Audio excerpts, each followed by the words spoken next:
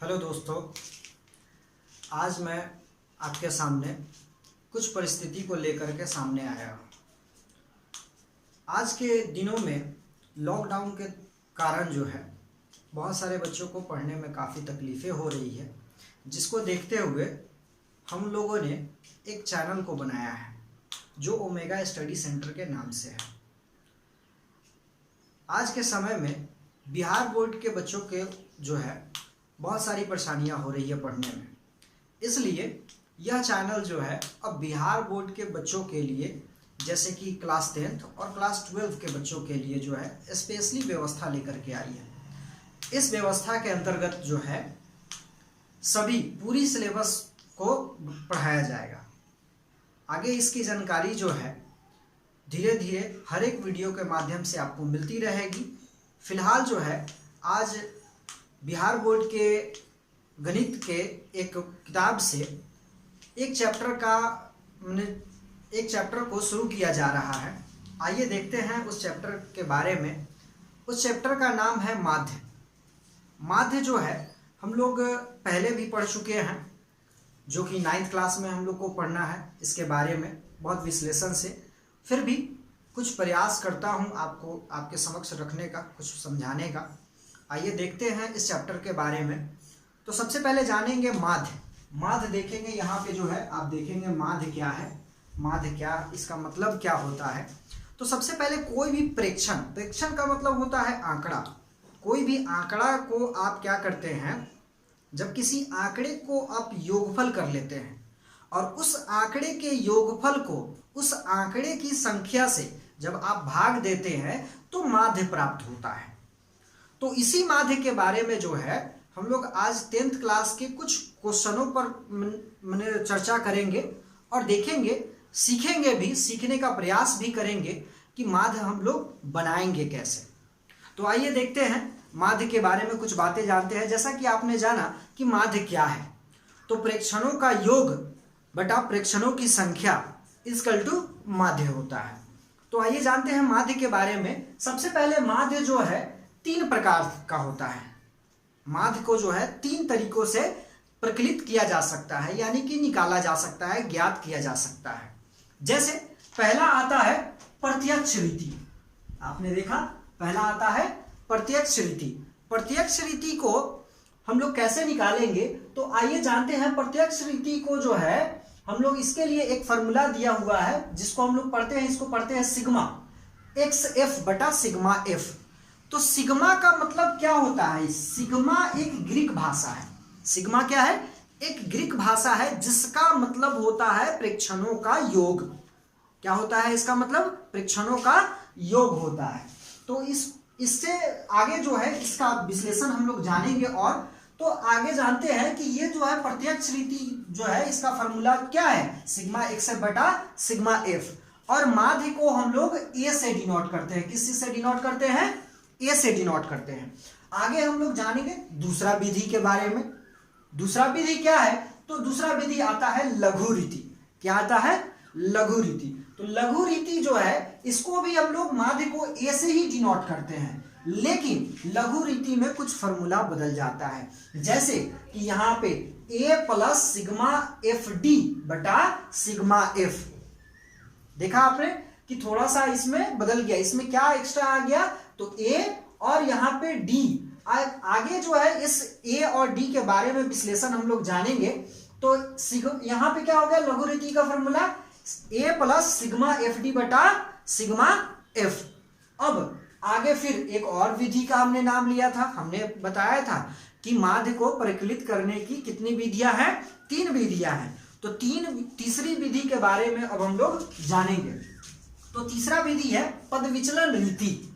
तो पद विचलन रीति जो है वो क्या है, इसके बारे में अब हम लोग जानते हैं। तो देखिए माध्य जो भी है, जहां भी है, जैसा भी है, उसको A से ही डिनोट किया जाता है और कोई तरीका नहीं है डिनोट करने का, केवल माध्य को A से ही डिनोट किया जाता है। तो इसका फॉर्मूला है A plus L into sigma FD dash बटा सिग्मा F। अब आगे जो है, अब अब इसके बारे में जैसे कि आपको अभी बताया गया कि सिग्मा का अर्थ क्या होता है। सिग्मा का अर्थ हमने बताया यह एक ग्रीक भाषा है और इसका मतलब होता है प्रेक्षणों का योग होता है। क्या होता है इसका मतलब? प्रेक्षणों का योग होता है। आइए देखेंगे आगे जो है इसके बारे में कुछ विश्लेषण से हमने लिखा है, जहां पर जो है ए का मतलब होता है कल्पित माध्य। क्या होता है? ए का मतलब कल्पित माध्य। इस बात का क्लियर जो है आगे की वीडियो में किया जाएगा, बाकी जब हम लोग नियम देखेंगे तो इसके बारे में। और जैसा कि d बराबर x माइनस ए, यानी कि कल्पित माध्य से पदों का विचलन। क्या होता है? पदों का विचलन। जहां l बराबर वर्ग अंतराल की लंबाई और d डैश बराबर d बटा l होता है। क्या होता है? d बटा l। और f बराबर वर्ग अंतराल की बारंबारता।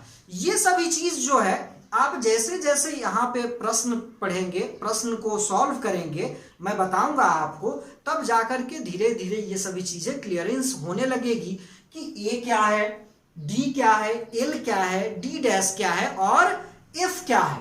इसके बारे में आपको डिटेल्स पता चलेगा। फिलहाल सबसे पहले जो है ये तो हमने माध्य के बारे में इंट्रो दे दिया कि माध्य होता क्या है और माध्य को कितने प्रकार से प्रकलित किया जाता है। इसके बारे में आपने बहुत अच्छे तरीके से जाना। उम्मीद करता हूं कि आपको अच्छा लगा होगा। और आगे जो है एक विधि के बारे में अब हम लोग जानेंगे, जिसका विधि का नाम जो है अब तक हमने जाना कि विधि होता है, लेकिन कैसे इसको निकालते हैं, कैसे प्रकलित करते हैं, इसको एक क्वेश्चन के द्वारा जो है क्या करेंगे हम लोग देखेंगे। तो पहला विधि का नाम जो है क्या है? प्रत्यक्ष रीति। तो इसको हम लोग एक क्वेश्चन के माध्यम से देखते हैं। आइए देखते हैं एक क्वेश्चन। तो आइए देखते हैं प्रत्यक्ष रीति के बारे में जो है हम लोग जाने हैं। सबसे पहला विधि जो था प्रत्यक्ष रीति, उस विधि से जो है इस पहले क्वेश्चन को हम लोग सॉल्व करेंगे। सबसे पहले जो है हम लोग बात जानते हैं कि आपको जो है प्रश्न किस प्रकार से दिया हुआ रहता है। तो प्रश्न में जो है आपको जो है ये देखिए, ये वर्ग अंतराल जो होता है यहाँ पे आपको हो सकता है कि अंक लिखा हो या प्राप्तांक लिखा हो तो ये चीज दोनों वर्ग अंतराल के जगह पे लिखा हो सकता है। और दूसरी बात जो है इसमें केवल दो ही चीजें दी रहती है, पहला अंक या प्राप्तांक, दूसरा जो हो सकता है खिलाड़ियों की संख्या, विद्यार्थियों की संख्या, गेंदों की संख्या, ये सब ऐसा दिया हुआ रहता है। तो आइए जानते हैं इसके बारे में। सबसे पहले जो है हमको किन किन चीजों की जरूरत होती है इसमें माध्य बनाने के लिए, जो है प्रत्यक्ष रीति के द्वारा जो है माध्य बनाने के लिए किन किन चीजों की जरूरत पड़ती है इसके बारे में जानते हैं। तो पहले हमको जो है दो चीजें दी हुई रहती है। पहला जो दिया रहता है जिसके बारे में अभी हमने बताया है कि अंक या प्राप्तांक, इसको आप कुछ नहीं लिखेंगे, सीधा जो भी दिया हुआ रहेगा आप उसको केवल और केवल वर्ग अंतराल लिख देंगे। अगर आप अंक या प्राप्तांक भी लिखते हैं तो उससे कोई फर्क नहीं पड़ता है, लेकिन अगर आप चाहे तो वर्ग अंतराल भी लिख सकते हैं, इससे कोई मतलब नहीं है, इससे कोई दिक्कत की बात नहीं है।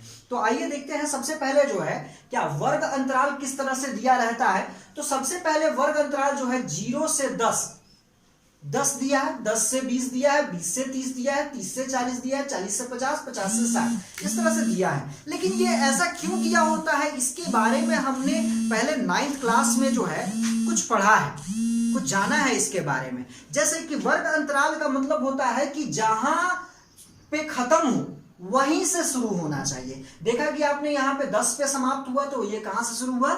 10 से ही शुरू हुआ है। 20 पे समाप्त हुआ तो 20 से ही शुरू हुआ है।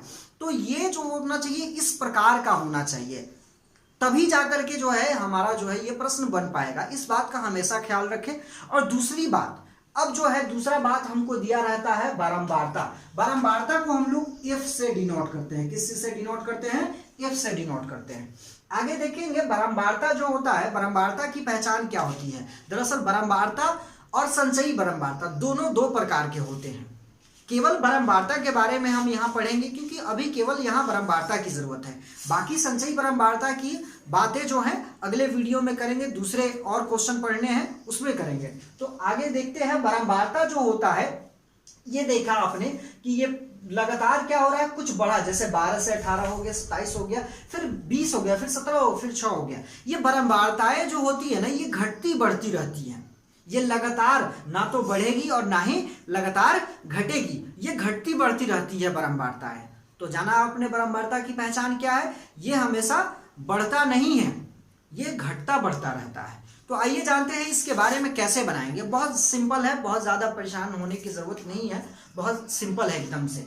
जैसे सबसे पहले क्या करना है, वर्ग चिन्ह निकालना है। हमें क्या करना है, वर्ग चिन्ह निकालना है। तो वर्ग चिन्ह क्या है, तो ये वर्ग अंतराल जो है ना, इसकी निम्न सीमा और उच्च सीमा, निम्न सीमा और उच्च सीमा को हम क्या करते हैं, निम्न सीमा जैसे कि इसका 0 है और उच्च सीमा क्या है, इसका 10 है, ये दोनों को क्या करते हैं, जोड़ करके हम 2 से भाग दे देते हैं। तो देखेंगे इसको जोड़ने पर कितना आएगा, 10 आएगा, 2 से भाग दीजिएगा तो कितना आएगा, 5, यानी कि इसका वर्ग चिन्ह कितना आ गया, 5 आ गया।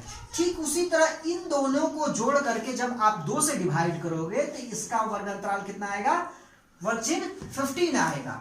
और इसी तरह इसका मैंने आप लोग जोड़ लो, 25 आ जाएगा, इसका जोड़ लो 35 आ जाएगा, इसका जोड़ लो 45 आ जाएगा, इसका जोड़ लो 55 आ जाएगा।